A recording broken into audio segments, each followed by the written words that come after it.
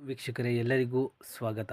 ಸರ್ಕಾರದ ನೌಕರರಿಗೆ ಸಿಹಿ ಸುದ್ದಿ ನೀಡುವುದರ ಮೂಲಕ ಸೆಪ್ಟೆಂಬರ್ನಲ್ಲಿ ಕೇಂದ್ರವು ತನ್ನ ನೌಕರರಿಗೆ ತುಟ್ಟಿ ಭತ್ಯೆಯನ್ನು ಶೇಕಡಾ 3ರಷ್ಟು ಹೆಚ್ಚಿಸಲಿದೆ.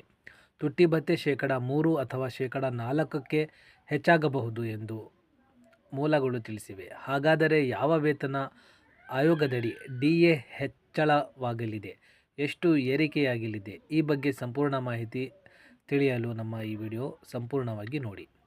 ಡಿಎ ಹೆಚ್ಚಳವನ್ನು ಸೆಪ್ಟೆಂಬರ್ ತಿಂಗಳಿನಲ್ಲಿ ಕೇಂದ್ರ ಸರ್ಕಾರ ಘೋಷಿಸುವ ಸಾಧ್ಯತೆ ಇದೆ. ಶೇಕಡಾ 3ರಷ್ಟು ಹೆಚ್ಚಳವು ದೃಢಪಟ್ಟಿದೆ.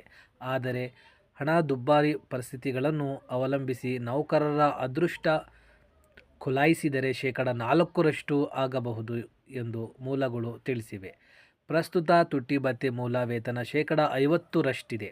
7ನೇ ವೇತನ ಆಯೋಗದ ಪ್ರಕಾರ ಡಿಎಯನ್ನು ಮೂಲ ವೇತನದೊಂದಿಗೆ ವಿಲೀನಗೊಳಿಸಬಹುದು ಎಂದು ಹೇಳಲಾಗುತ್ತಿದೆ.